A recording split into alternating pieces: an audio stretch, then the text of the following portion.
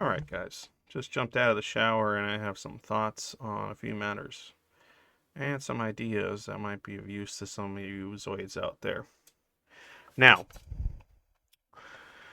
what I want to talk about today, shortly, briefly, is word association and comparison,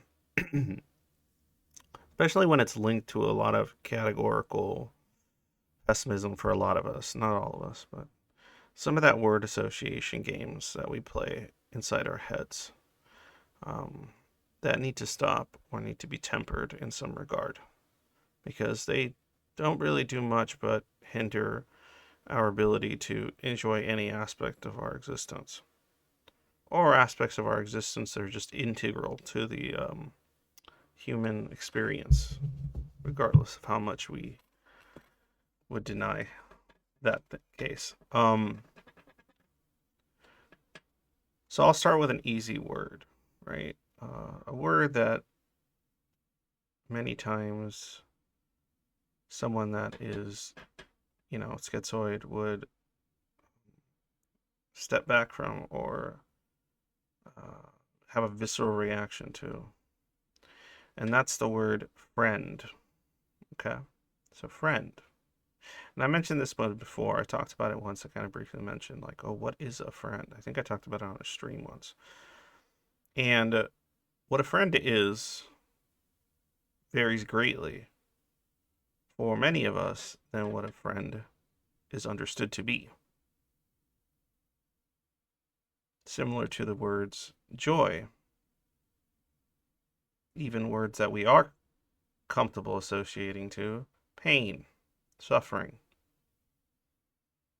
What others describe it as, what the general population, what a neurotypical person might describe those words to represent and how they function and what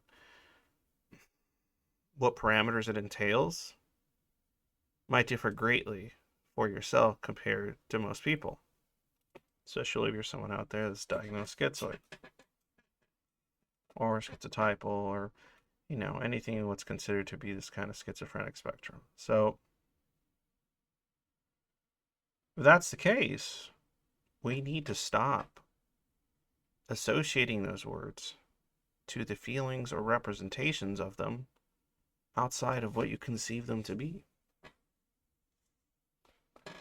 Because obviously, what the vast majority of people conceive them to be might not be what applies to you in the same way. And you might think, oh, I don't have a point of reference outside of that. I haven't seen anything like that, right? True. You might not have. You might have. I don't know. But as is often described with the schizoid, the internal world has many a fantasy. And fantasies don't imply over the top anything. It could be something very simple, like a variation or version of your current reality that you wish was a little altered, a bit different, so that your life could be a little more peaceful and a little less of a burden. And some of those fantasies are reinterpretations of these words we've associated to kind of negative thoughts. When many schizoids think the word friend, they think, oh, that thing that people can make that I can't or don't want to, right? And when you say that don't want to, what you're saying is you don't want to make a friend based on the parameters of what is generally understood to be friend or what you've socially viewed or experienced around you by others as friendship. Those mechanisms are not your mechanisms. They are not what you are looking for, right? Another reason I bring up this word association is because of the issue of comparison. So oftentimes, because we cannot achieve the definition of what that word represents to most others, we think we are incapable of achieving a similar goal, of making a friend, of connecting. It's another good word. Human connection. We think we're either inept, incompetent, or incapable of achieving this. Now, did you ever think that perhaps it's not that you can't do this? It's just that what's available in your world isn't what you can do it with. There's a distinct possibility, and I've discussed this many times, that your experience with what those things may be are entirely different. And because of that reason, you keep seeking in places where you will not find it. And it's unfortunate. My suggestion is look in other places and look in other ways. Now, part of the issue, and I've heard this argument be posed a few times, is, and I think I probably posed it myself in the past, is reconceptualizing people that are attempting to be friends with you so that you can connect to them in your own way. That's possible. Absolutely. The only problem is oftentimes what they expect you to provide them is not what you intuitively provide as a friend. Or further yet, in a relationship, a romantic one, or whatever. Even the word romance can greatly differ. But yet we choose to only use the framework that is available to us immediately, instead of trying to think, perhaps that is not the only one that exists. Perhaps another exists. It's just a little harder to come by. Because of the server and because of the channel and the streams and all the interactions, I have been able to make friends in my own way, in what I perceive to be a friend. And it doesn't require all the social sort of linguistic games or whatever that generally occur between what people call friends. The ups and downs, the emotional attachments to specific interpersonal things. It doesn't require that to any extreme level, at least extreme to me, that I see in most other people's relationships. I don't need that to make a friend. And I'm finding that there's people out there that don't need that either. They need something else. And I can provide it. And they have what I'm looking to get as well. Friendship, by any other name, is still friendship. And the same applies for a lot of words and things that we compare ourselves to, as defined by the neurotypical world. Now, that's not to say that their interpretation or their way is inferior or man, I'm bad with words today. Superior. Jesus. Hilarious. No, it is different. It is the majority. It is the status quo.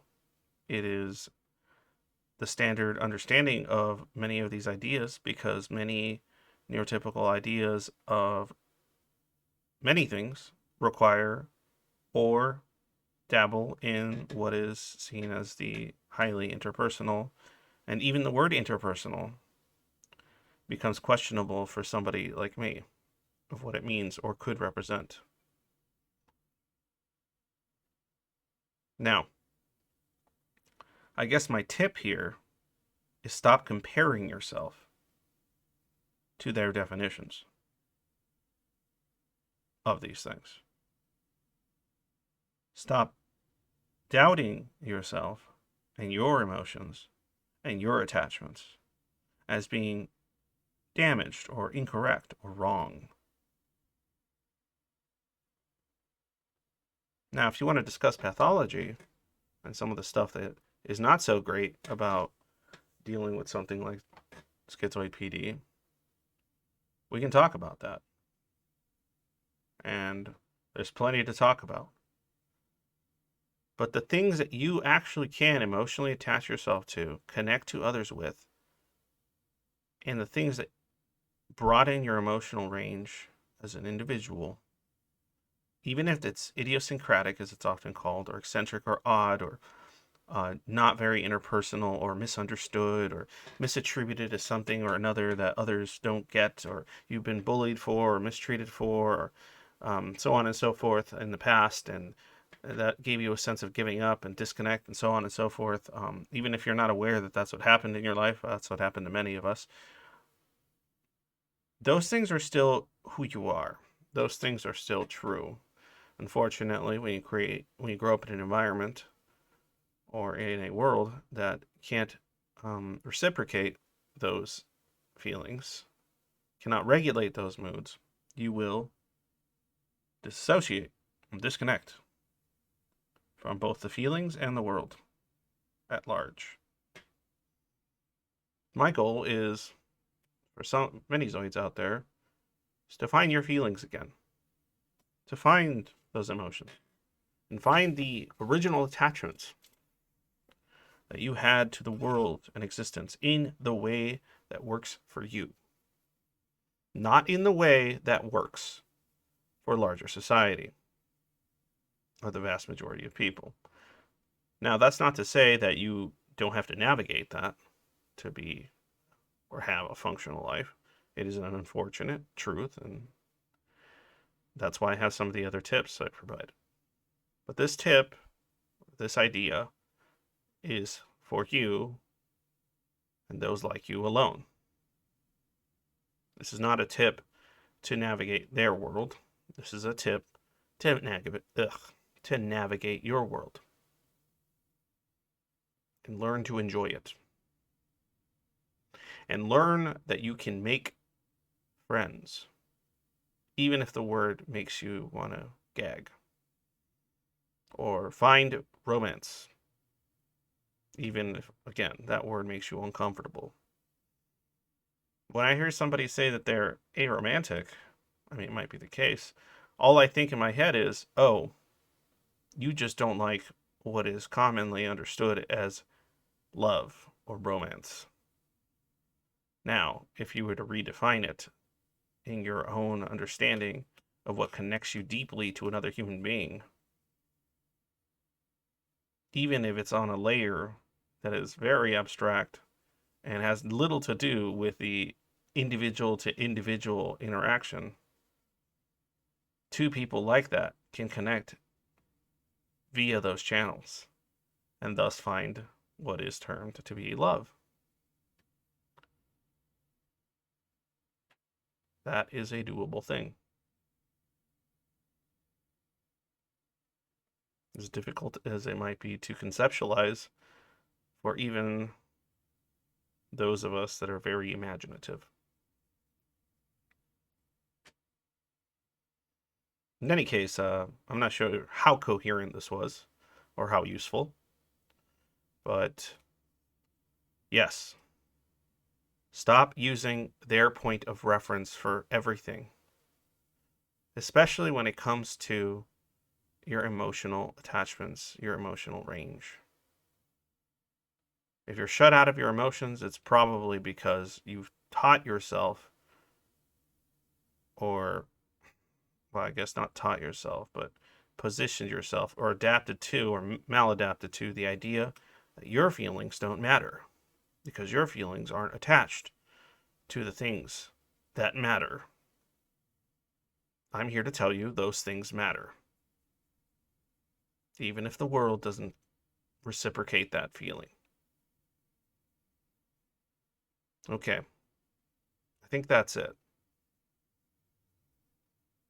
If I missed anything, leave it in the comments. If you have questions, I'll try to answer them. If you like my channel or you like the streams, watch them, please. We have a lot of fun on there. Well, as much fun as we can have sometimes. But we have fun on there. And if you like the project, which is schizoid support, advocacy, relatability, everything else, and a more meta level too, sort of this talk about schizophrenia spectrum and stuff like that. For lack of a better phrase, trust me, it has its own issues that I'd like to discuss someday. Um, please support me on Patreon. Please support me on PayPal. Anything helps. Patreon really helps because it's like a monthly kind of stipend. Um, and looking for work is hard, and paying the bills is difficult. So anything helps. Thank you. I appreciate that. Blah, blah, blah. All right, guys. See you on the next one.